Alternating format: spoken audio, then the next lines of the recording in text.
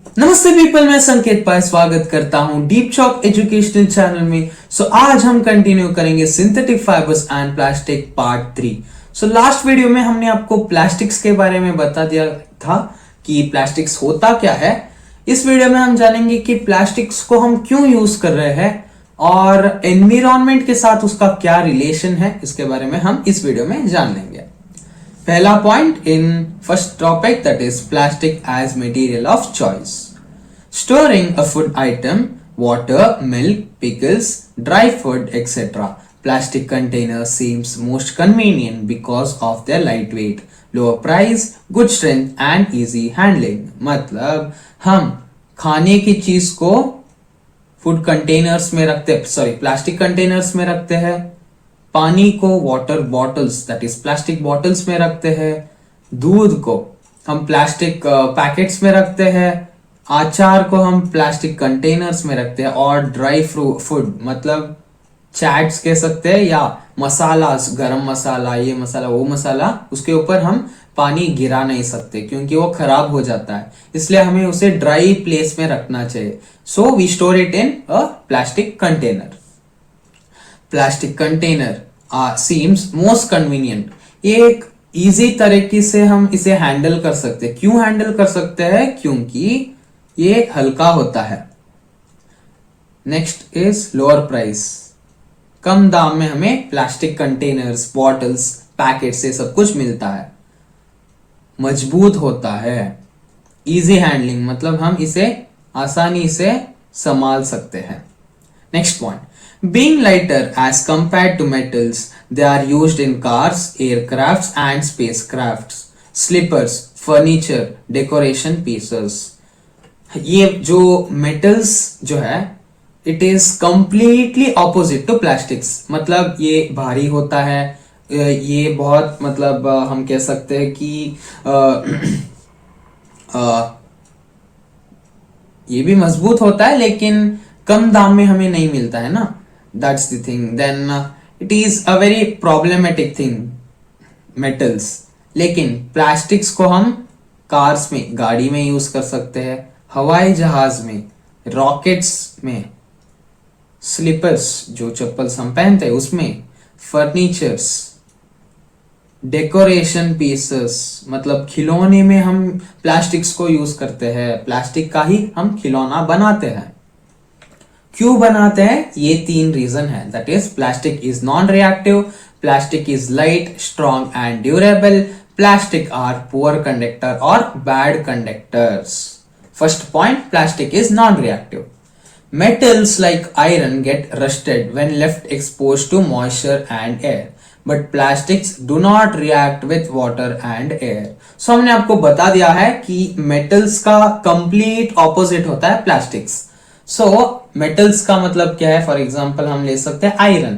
Iron जो है इसके ऊपर बहुत जल्दी जंग लग सकता है क्योंकि जब हवा और पानी का कंटेंट उसके ऊपर लगता है या उसके ऊपर होता है तो उसके ऊपर जंग लग सकता है।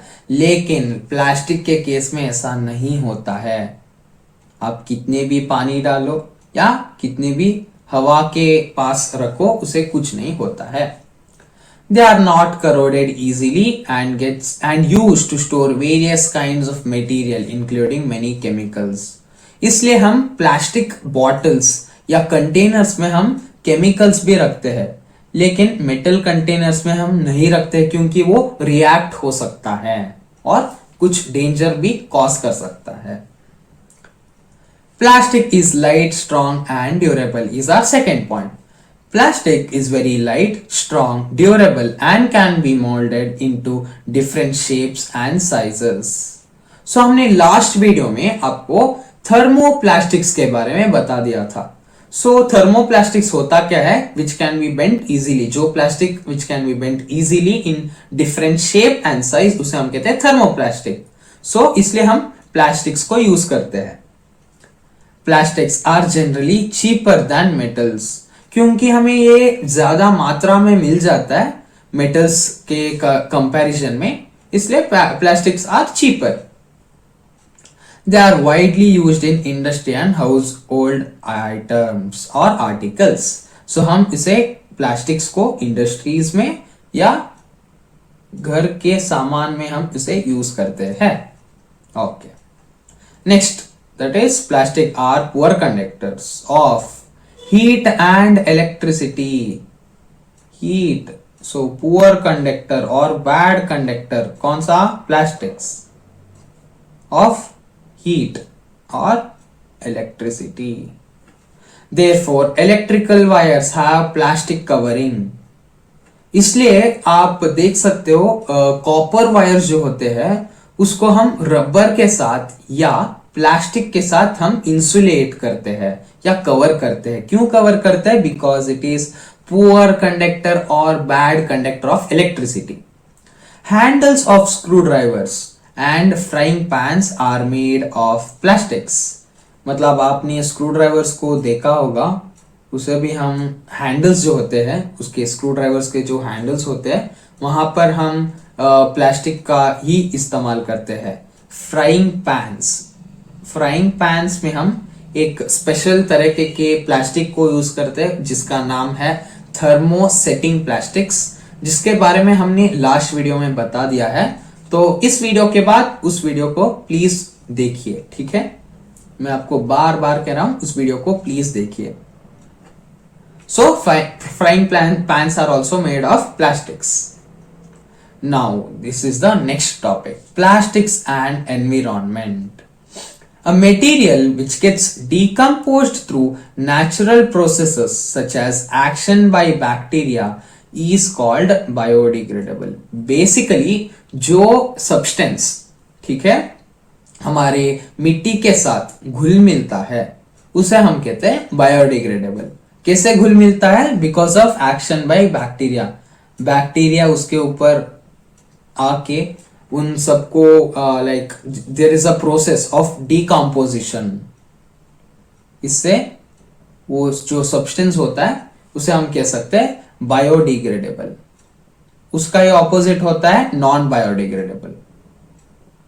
A material which is not easily decomposed by natural process is termed as non-biodegradable. मतलब जो चीज मिट्टी के साथ घुल मिल नहीं सकता है उन चीज को हम कहते हैं नॉन बायोडिग्रेडेबल। एग्जाम्पल में हम कह सकते हैं metals, plastics etcetera.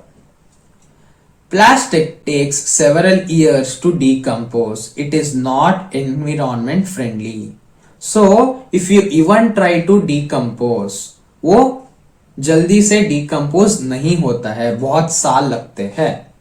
Besides, the burning process in synthetic material is quite slow and it does not get completely burnt easily. मतलब even if you try to burn plastic को आप जलाने के लिए जाते हो तो वो कंप्लीटली पूरा तरीके से फुल जलता नहीं है प्लास्टिक।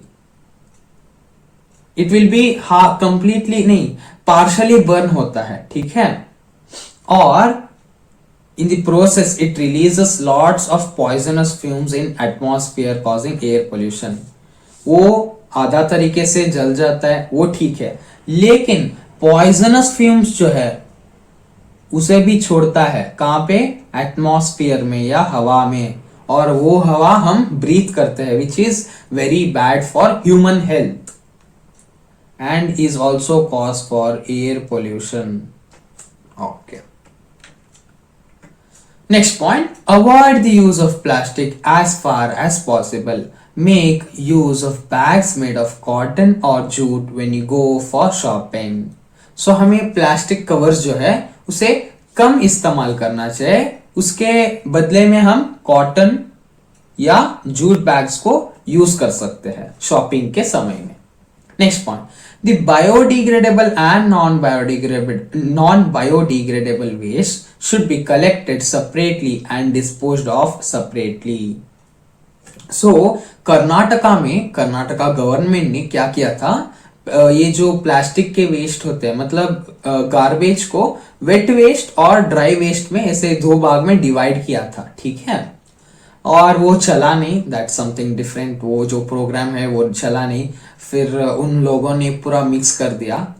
सो यहाँ क्या कहता है, आपके टेक्स्ट बुक क्या कहता है, हमें बायोडिग्रेडेबल सब्सटेंस और नॉन बायोडिग्रेडेबल को सेपरेट करके रखना चाहिए। बायोडिग्रेडेबल फॉर एग्जांपल हम रख सकते हैं वेजिटेबल पील्स रख सकते हैं, और नॉन बायोडिग्रेडेबल मतलब एग्जांपल प्लास्टिक्स, मेटल्स एक्सेट्रा।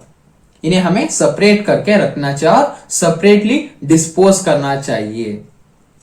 और ये जो प्रैक्टिस है हम घर से ही इसे स्टार्ट कर सकते हैं, हमारे घर से ही स्टार्ट कर सकते हैं। Next point, it is better to recycle plastic waste. Most of the thermoplastic can be recycled. During recycling, certain coloring agents are added. So, हमें प्लास्टिक वेस्ट को जो है उसे रिसाइकल करना चाहिए। ठीक है, हमने थर्मोप्लास्टिक्स के बारे में अगेन मैं कह रहा हूं, तीसरी बार कह रहा हूं कि आप पार्ट 2 वीडियो देखिए तो आपको समझ में आ जाएगा थर्मोप्लास्टिक्स होता क्या है।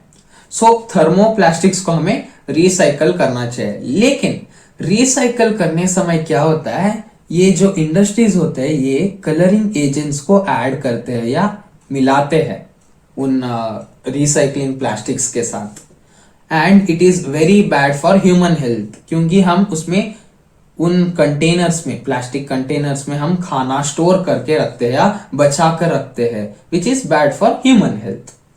Last point, the 4R principle is should be followed. reduce, reuse, recycle and recover. Develop habits which are environment friendly. मतलब हमें 4R प्रिंसिपल को यूज करना चाहिए या इस्तेमाल करना चाहिए। 4R का मतलब क्या है? फर्स्ट R इज reduce, मतलब हमें कम यूज करना चाहिए प्लास्टिक्स को। रीयूज मतलब हमें दोबारा बार बार उसे ही यूज करना चाहिए। रिसाइकल मतलब हमें यही प्रोसेस को दोहराना चाहिए। और रिकवर मतलब हमें वही प्लास्टिक्स को बचा के वही हमें दोहराना चाहिए, रिसाइकल या रीयूज करना चाहिए। इससे क्या हो जाएगा? एनवायरमेंट फ्रेंडली हो जाएगा। ये हैबिट्स हम जब 4R प्रिंसिपल को फॉलो करते हैं ये एनवायरमेंट फ्रेंडली होता है। ये बोलते हुए हम अपना पार्ट 3 जो है सिंथेटिक फाइबर्स एंड प्लास्टिक यहां पर खत्म करेंगे और मिलेंगे अगली वीडियो में। Thank you people.